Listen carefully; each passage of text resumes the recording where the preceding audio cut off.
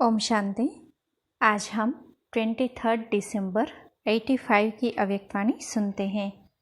आज की वाणी का सार है, कामचित सर्व हद की कामनाओं से परे। दुख हरता सुख करता शिव बाबा बोले। बाप दादा अपने छोटे से श्रेष्ठ सुखी संसार को देख रहे हैं। एक तरफ है बहुत बड़ा असार संसार, दूसरे तरफ है छोटा सा सुखी संसार। इस सुखी संसार में सदा सुख शांति संपन्न ब्राह्मण आत्माएं हैं, क्योंकि पवित्रता स्वच्छता के आधार पर यह सुख शांतिमय जीवन है। जहाँ पवित्रता व स्वच्छता है, वहाँ कोई भी दुख अशांति का नाम निशान नहीं। पवित्रता के किले के अंदर यह छोटा सा सुखी संसार है। अगर पवित्रता के किले के संकल्प द्वारा भी बाहर जाते हो, तब दुख और अशांति का प्रभाव अनुभव करते हो। यह बुद्धि रूपी पांव किले के अंदर रहे तो संकल्प तो क्या, स्वप्न में भी दुख अशांति की लहर नहीं आ सकती है।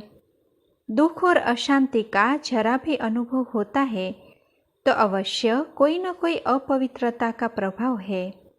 पवित्रता सिर्फ कामचित जगतचित बनना यह नहीं है, लेकिन काम विकार का वंश सर्वहद की कामनाएं हैं। कामचित अर्थात सर्व कामनाएं चित, क्योंकि कामनाएं अनेक विस्तार पूर्वक है।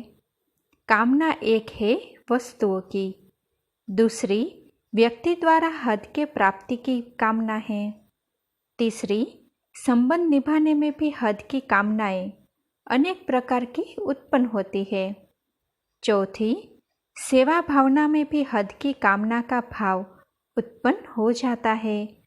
इन चार ही प्रकार की कामनाओं को समाप्त करना अर्थात सदा के लिए दुख अशांति को जीतना। अब अपने आप से पूछो, इन चार ही प्रकार की कामनाओं को समाप्त किया है? कोई भी विनाशी वस्तु अगर बुद्धि को अपनी तरफ आकर्षित करती है तो जरूर कामना का रूप लगाव हुआ। रॉयल रूप में शब्दों को परिवर्तन करके कहते हो, इच्छा नहीं है लेकिन अच्छा लगता है। चाहे वस्तु हो व व्यक्ति हो, लेकिन किसी के प्रति भी विशेष आकर्षण है, वो ही वस्तु व व्यक्ति ही अच्छा लगता है, अर्थात कामना है, इच्छा है। सब अच्छा लगता है, यह है यथार्थ, लेकिन यही अच्छा लगता है, यह है अयथार्थ। यह इच्छा का रॉयल रूप है।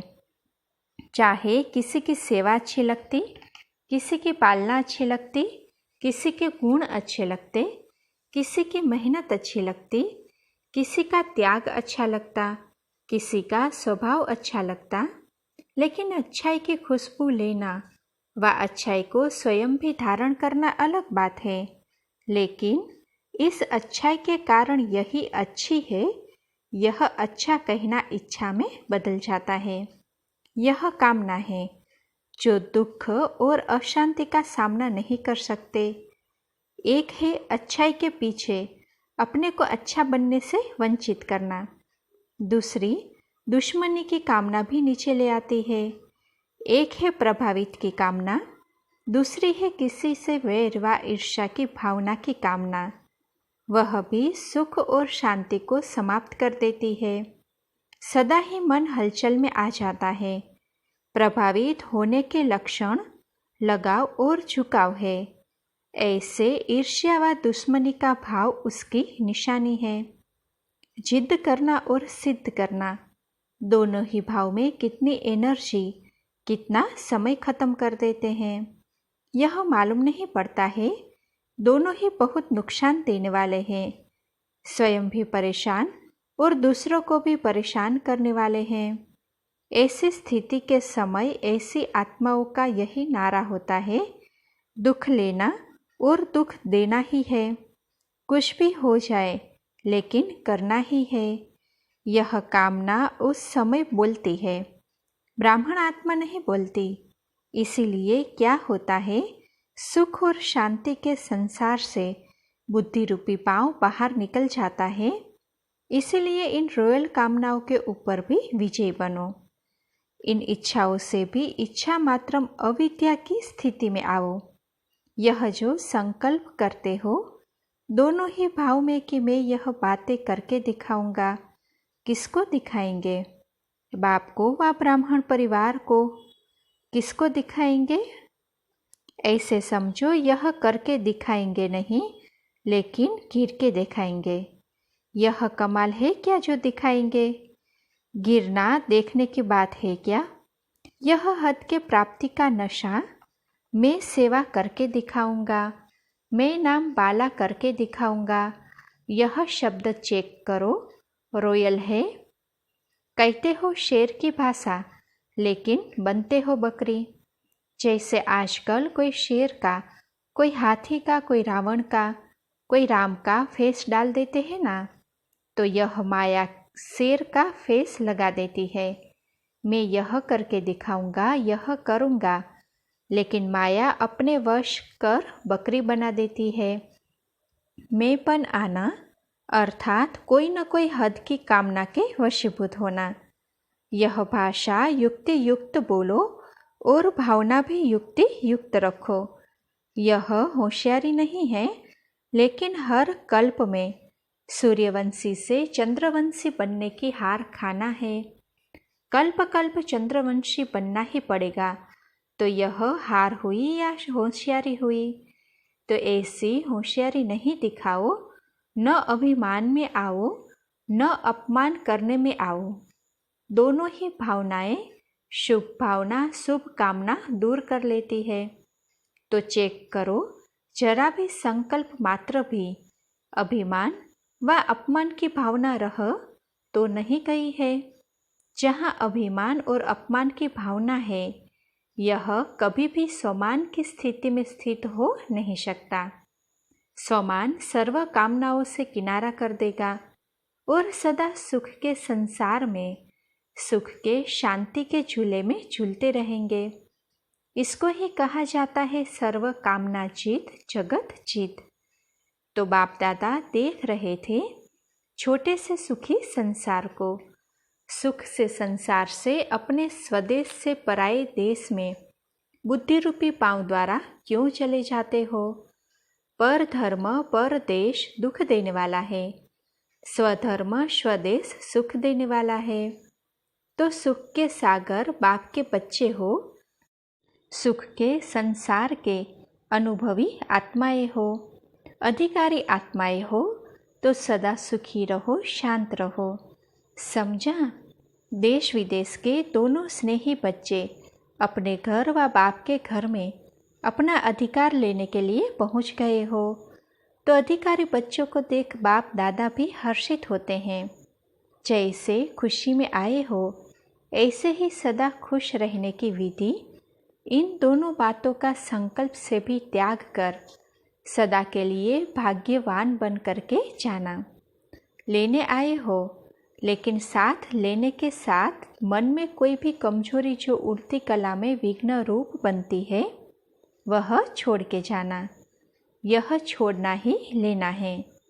अच्छा, सदा सुख के संसार में रहने वाले, सर्व कामना जीत, सदा सर्व आत्माओं के प्रति शुभ भावना और शुभ कामना करने वाले श्रेष्ठ आत्माओं को, सदा स्वमान की सीट पर स्थित रहने वाली विशेष आत्माओं को बाप दादा का याद प्यार और नमस्ते। अच्छा, टीचर्स के साथ मुलाकात है।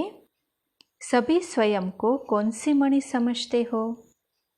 तो किसी ने कहा संतुष्ट मणि। तो बाबा कहते आज के समय में विशेष संतुष्टता की ही आवश्यकता है। पूजा भी ज़्यादा किस देवी की होती है? संतोषी की।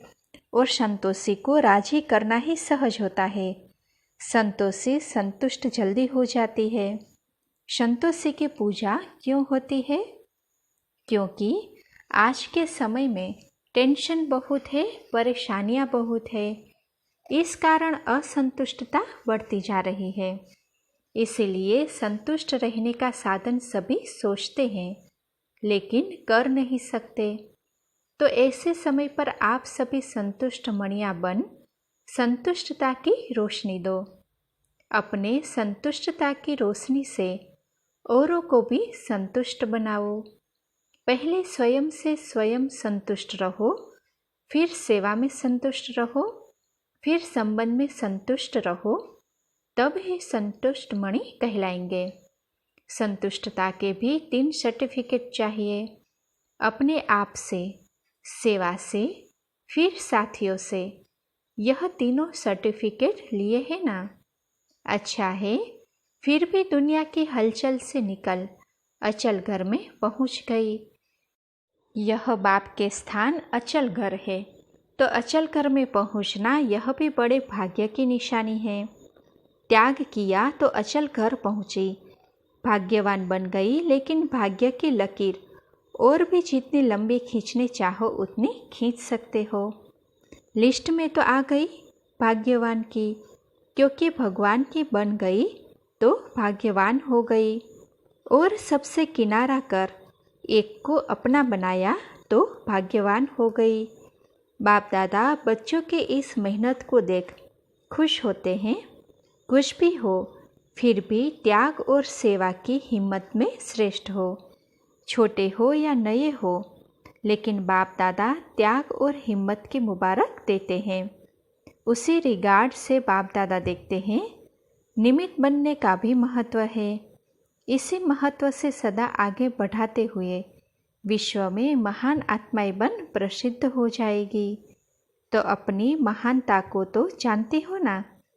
जितने महान उतने निर्माण।